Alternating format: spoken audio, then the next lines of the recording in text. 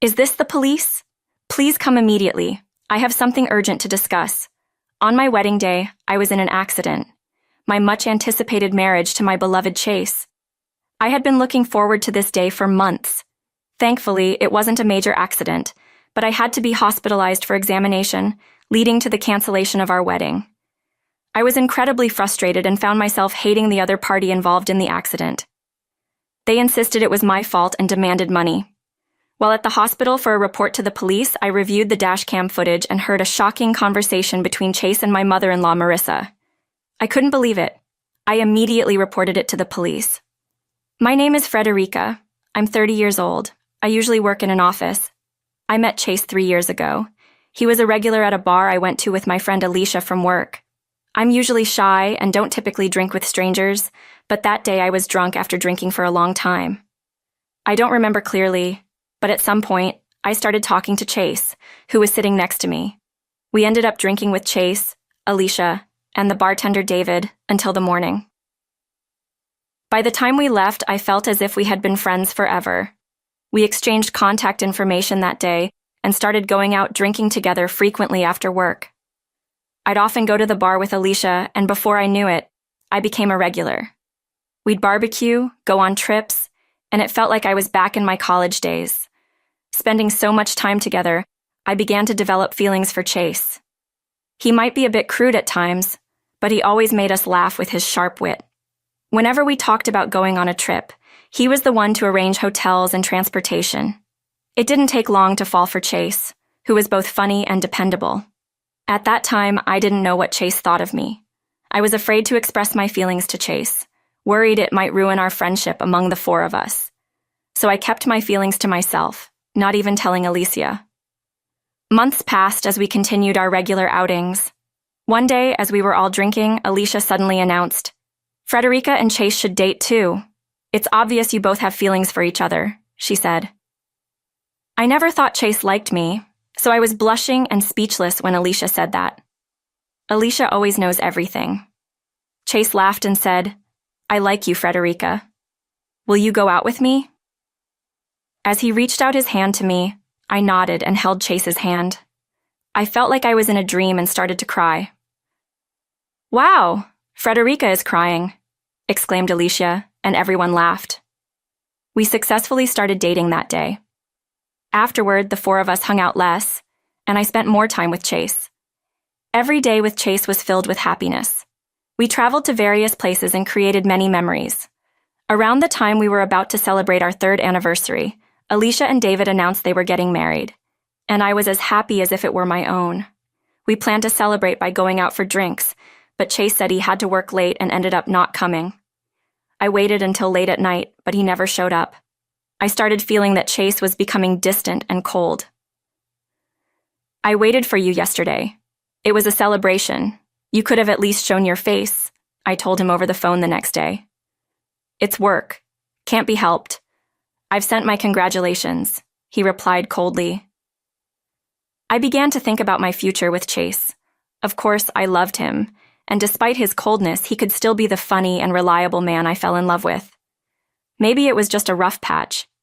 However, I was turning 30 and thought that if we weren't going to marry, maybe it was better to break up than to continue a stagnant relationship. A few months later, Chase suddenly became kind again.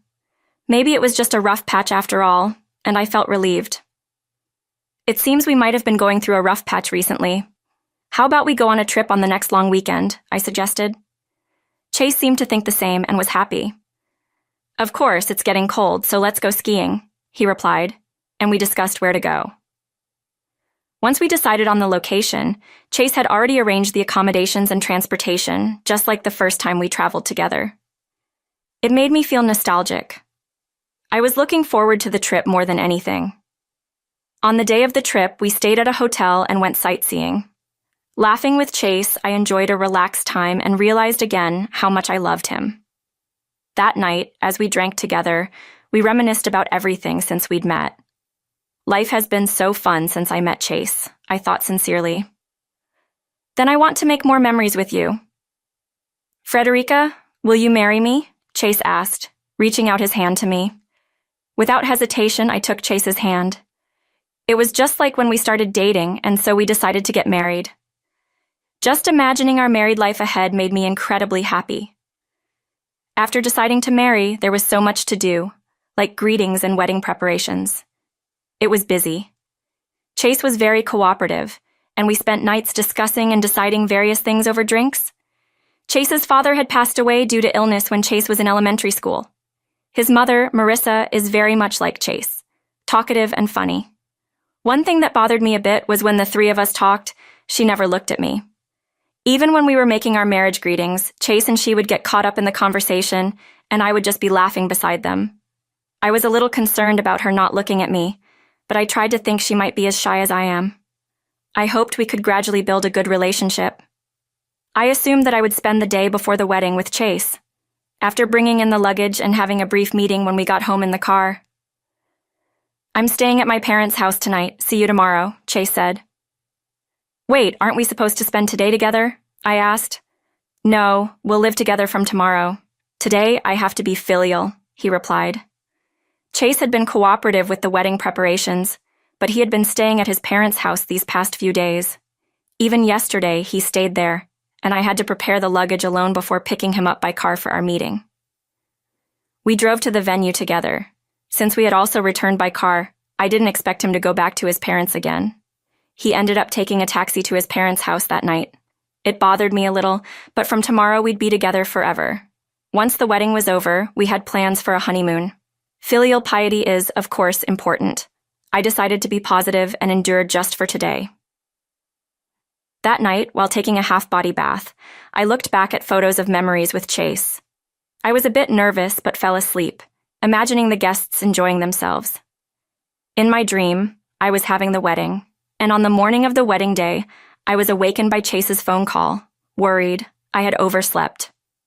I checked the time, but it was still earlier than I had planned to wake up.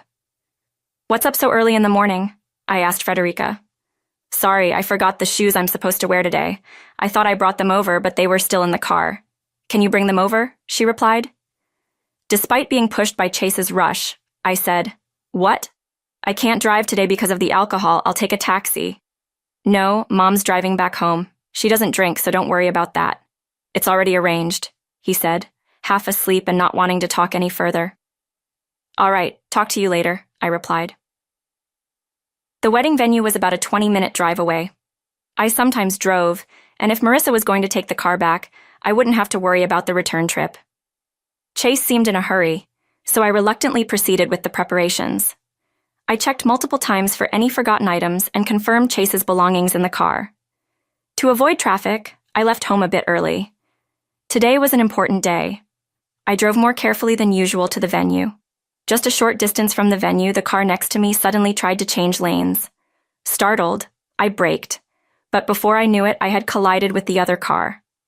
I had never experienced a traffic accident before and was so shocked that I barely remember the moment of impact. All I remember is feeling a huge shock throughout my body. I was in pain, but fortunately, I was conscious. The other driver was a young man. "Hey you, that was dangerous. I'm going to demand compensation," he yelled at me. I thought to myself, who was the dangerous one here? I didn't have the energy to argue back. He didn't seem to be injured. "Please call the police. Please," I managed to say. He appeared to be calling the police. Soon, both the police and an ambulance arrived. Before I knew it, I was crying. I could hear the other driver telling the police it was my fault from a distance. I knew I needed evidence, so I mustered all my strength to take out the SD card from the dash cam and put it in my pocket. "I have a wedding to attend later today," I remember telling the paramedics repeatedly, though I don't remember much. The next thing I knew, I was on a hospital bed. "Frederica, are you okay?" I heard Chase's voice and opened my eyes. "Yeah, I'm okay. What about the wedding?" I asked. "It's been called off. You've been in an accident after all. We can always do it another time," Chase replied. At that moment, I burst into tears. "It's okay not to have the wedding today. Being healthy is more important. You'll need to stay a few days for tests," he comforted me. But he seemed sadly calm about the wedding being called off. I couldn't help but wonder if Chase really felt nothing about canceling the wedding.